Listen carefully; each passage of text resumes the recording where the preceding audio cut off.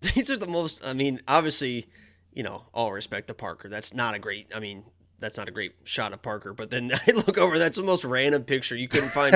I picked, that's what at I least found a shirt off fucking, and he looks like you have him pictured like he's 7 foot tall as well. The guy's 5'7". I mean, that's the picture I found. That's what I used. Okay.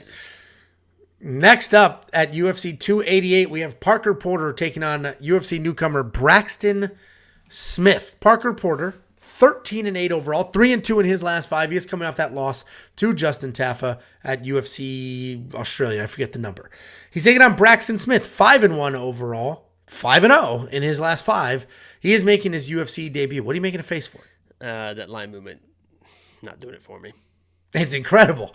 It's incredible. Well, no, you have the other side. I mean, apparently he was a minus 178 open, and then now he's a minus 173. No. Oh, yeah, that's a typo. He was minus 173 open. And about. You spent 3 minutes on the intro bragging about the graphics, Angelo, only to pull this shit.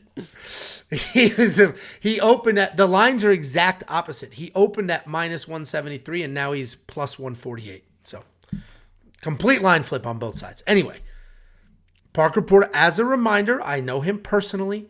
We're both from Connecticut. I managed him for a while. We're friends. I know Parker great well. Guy. Went to his wedding. I don't know him personally. Great guy. Yeah, went to the wedding. Like, couldn't be a better guy. I always give that warning. But usually he's not the favorite. The fact that he is almost a 2-1 favorite here, I almost don't need to give the warning, right? Like, my bias may not even have an effect. Full transparency. Let's do transparency here. What? No, yeah. I am. That's why I said 100%. Yeah. Anyway, Parker Porter, as we know, he's actually a well-rounded guy. He's pretty fast. He comes out there. He's got solid striking, solid cardio, solid wrestling, solid BJJ. Really high-volume guy who's landing almost 7 significant strikes per minute. And that is an insane number to the point he literally set the UFC significant strike record, and then as his next fight out, broke his own record. This guy puts up numbers on the board. He will stay busy. He's got nice footwork, get those takedowns. He's 3-3 in the UFC, which there are plenty of heavyweights that are nowhere near 3-3 in the UFC or haven't gotten close to 3 wins. His losses are quality losses. UFC debut to Chris Daukaus. He literally was 300 pounds, got the phone call, had a baby, and just had to cut all that weight, lose that weight. Short notice. Then Jalton Almeida, who could potentially be heavyweight champion. We'll find out a lot more about him next week. Ooh, and then Biggie Boy's all about that, by the way. Yeah, you know what Biggie Boy's using in his Instagram stories? Me saying he's going to lose, and then clipping to him winning.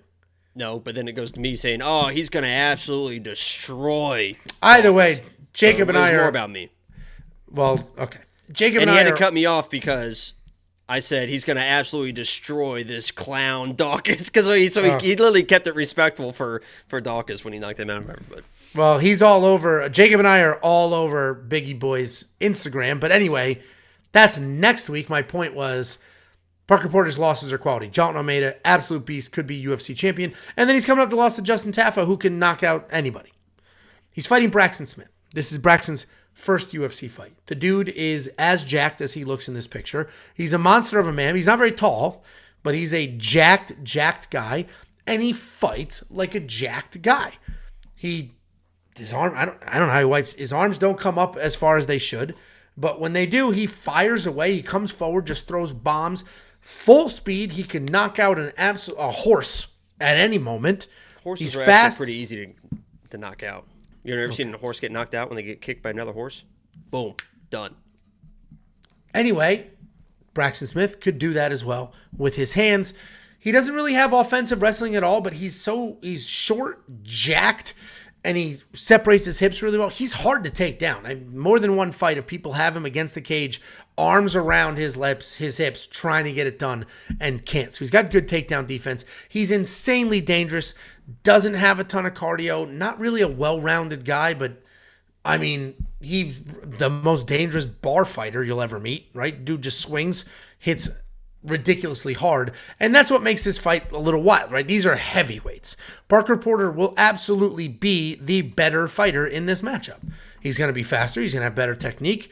He's going to have better footwork. He'll have better wrestling. He'll have better BJJ. He'll literally be better everywhere except just straight up raw power. They are heavyweights. Raw power is a factor in a heavyweight fight.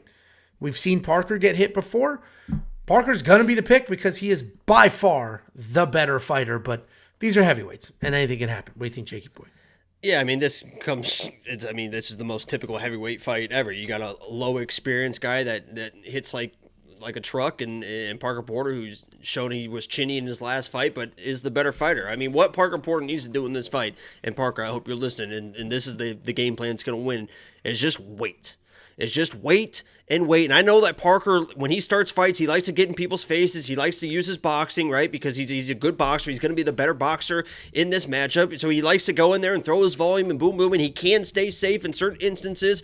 But he got over-aggressive against Tafa, and that's how he got knocked out. If he just waits and just waits and just waits, Braxton is going to get impatient. Braxton is a very sloppy striker, wants to throw all power. And all Parker Porter needs to do is just wait for that power, duck underneath it, double leg this dude, and just lay on top of him. And I have to imagine that this guy, a very low experienced guy that's a powerful striker, all that muscle, when he is flat on his back for more than 3 or 4 minutes, that power is going to be telegraphed and gone from that point forward. If I'm Parker, I swear to God, I'm just against the fence. I'm just waiting, and that dude eventually is going to come through, and you're going to see that big shot. You duck, you double, you just lay on him for 3 or 4 minutes, and even if you don't finish him on the ground, that next round's going to start, and those shots are going to be, I mean, just breathing heavy and telegraphed. I don't care how good his cardio is. If he's laying flat on his back, he's going to get tired, and I think Parker Porter can control a fight like that. Is that going to happen?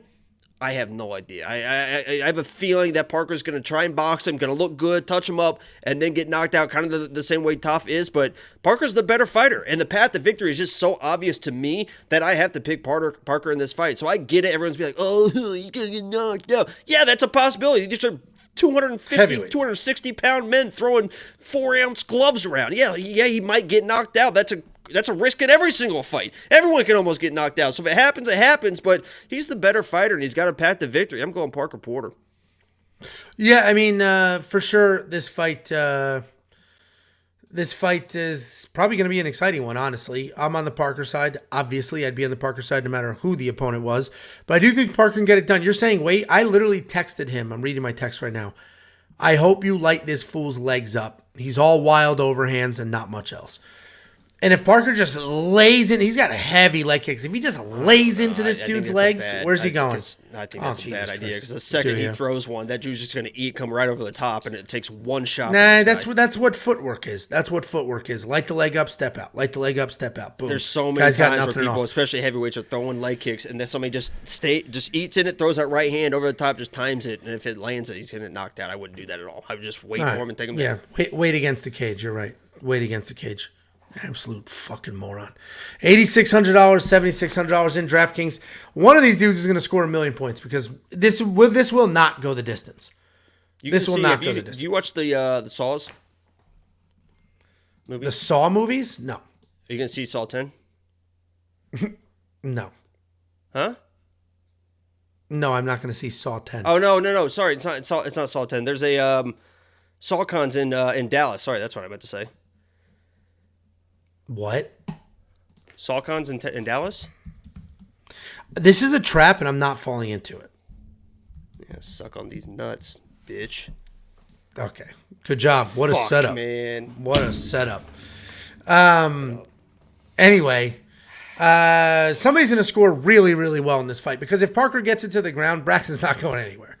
And if Braxton is the giant heavyweight that he is, then obviously he was going to score well there as well. So pick your side. I'm on the Parker side. So is Jakey Boy. I am probably going to throw some parlays together with this fight does not go the distance. I didn't look at those odds. God, I thought you were going to say with Parker in it. I don't know what those odds are, but we'll see what happens.